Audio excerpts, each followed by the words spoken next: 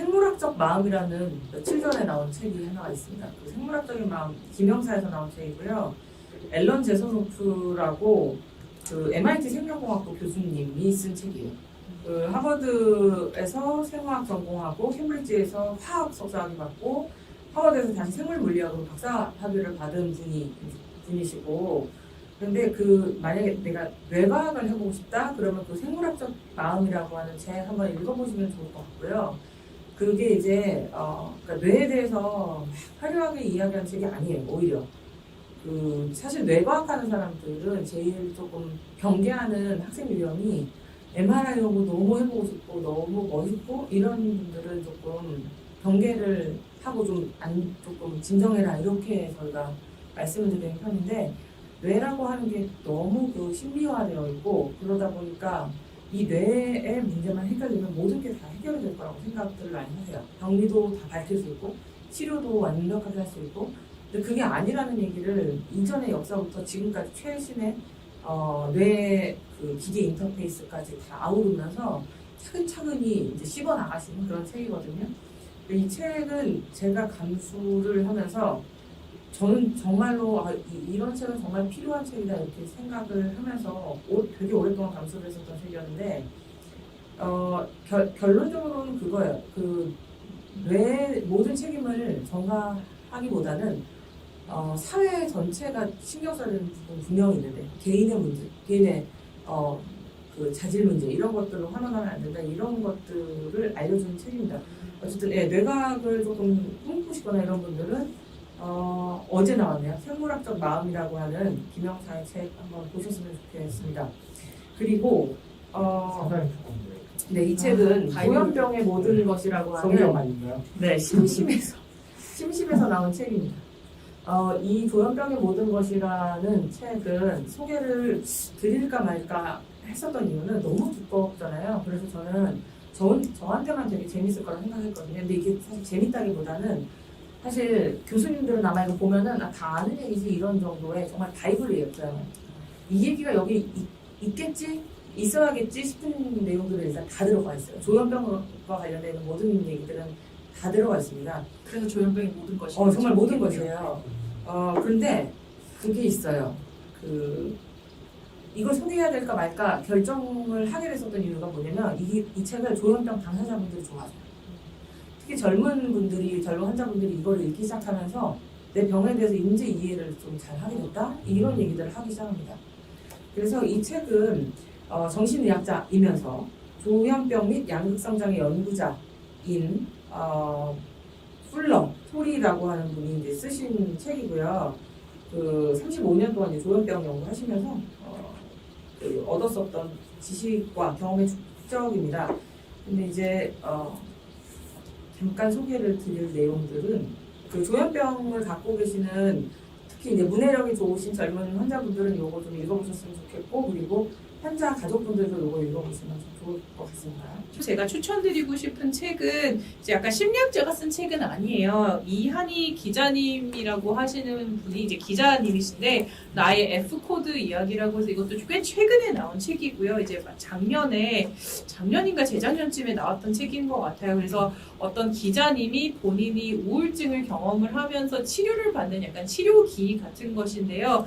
제가 이 책을 읽으면서 되게 좋았던 가장 큰 이유는 우선 본인의 경험을 좀 생생하게 쓴 부분도 있지만 얼마나 이 정신과나 이런 심리상담의 문턱을 넘기가 어려운지에 대해서 좀 제가 다시 생각을 해볼 수 있는 좋은 기회였던 것 같습니다. 왜냐면 대부분 저같이 이제 이 업계, 이 학계에 오래 있다 보면 이제 저희는 서비스 제공자이잖아요. 그러니까 이거를 받는 사람들이 어떤 어려움을 경험하고 어떤 고민을 하는지 좀 곰곰이 생각을 내가 해보지 못했거나 아니면 옛날에는 생각을 했지만 지금 시간이 지나서 많이 간과를 하고 있었구나라고 생각을 했던 부분인 것 같아요. 그래서 이 책에 보면 기자님이 그 정신과를 한 3번인가 옮기거든요. 근데 이제 정신과에 가서 뭐 어떤 얘기를 했는데 뭐 약간 타박을 받는다든지 이제 본인에게 맞는 정신과 선생님을 찾는 과정들 이런 것들도 이제 되게 잘 그려낸 것 같아요. 그래서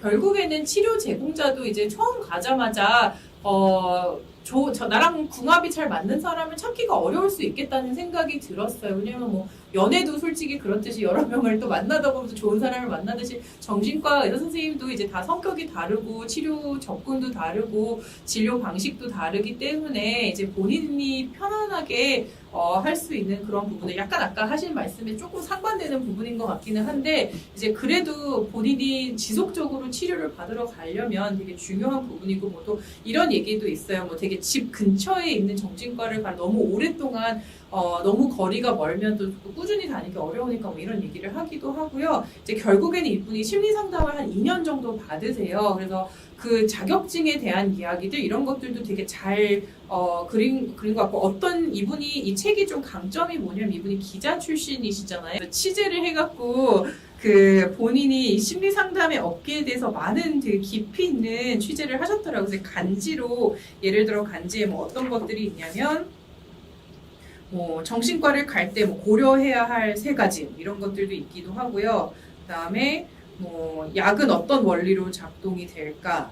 뭐 나에게 맞는 상담소 찾는 방법 그리고 뭐 심리 상담사는 어떤 도움이 될 수 있을까? 제가 되게 좋아했던 부분이 이제 뭐 어떤 심리 치료가 있을까 이런 것도 좋고 자격증에 대한 부분이 중간에 나왔거든요. 그래서 어떤 자격증을 가진 사람들이 있는가 뭐 이런 얘기들이 있는데 이제 결국엔 저희가 여러 번 말씀을 드렸지만 저희 나라에는 6,000개가 넘는 심리 상담 자격증이 있거든요. 그래서 그 중에서도 어떤 기준과 어떤 자격을 갖춘 분이 제일 좋은지에 대한 것도 여기서 같이 취재를 하셨어요. 그래서 결국에는 이분도 임상심리 전문가 선생님에게 상담을 받으셨더라고요. 그래서 그 부분도 되게 좋은 것 같고 혹시나 모르시는 분들을 위해서 이 F코드라고 하는 게 뭐냐면요. 정신과에 가면 이제 기록이 남잖아요. 어떤 진단입니다. 근데 정신과 진단이 이제 앞에 F가 이렇게 붙죠. 그래서 이 F가 붙기 때문에 나의 F코드 이야기이고요.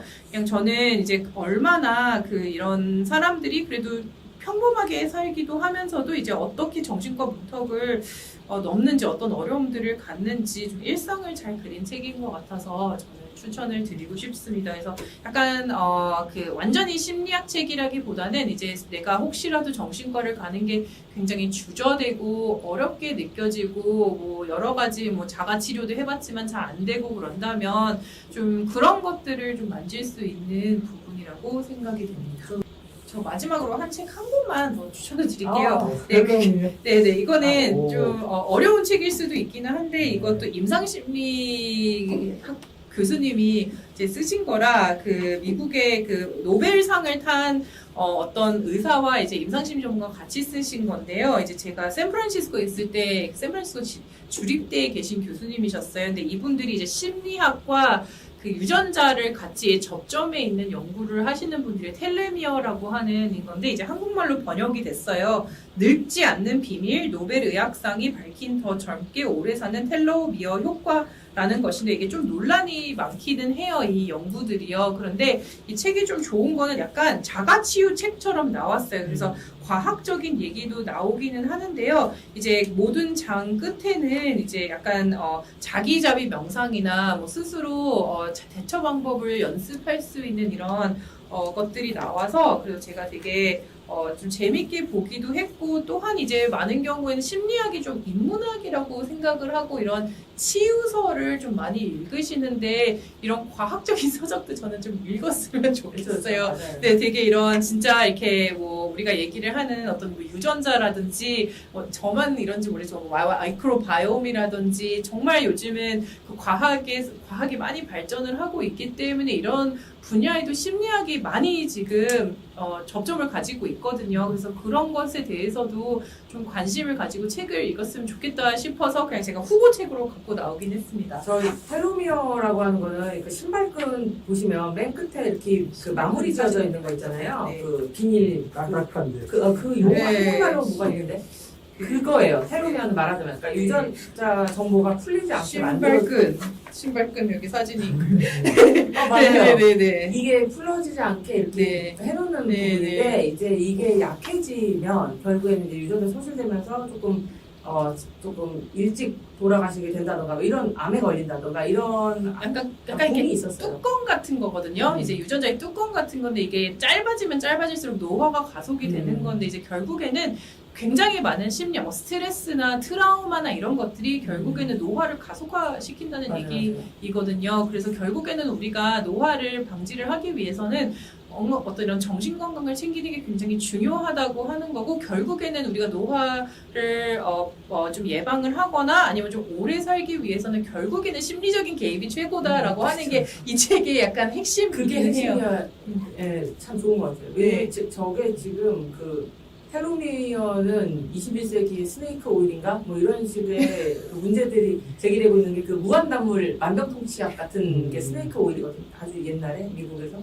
그러니까 그런 식으로 뭐든지 텔로미어, 이건 뭐든지 텔로미어 이렇게 얘기하던 때가 있었는데 지금 그 유전체 연구에서 다시 심리학 원료로 돌아가는 시점이긴 해요. 그래서 저렇게 통합적인 관점이 정말 필요한 것 같습니다.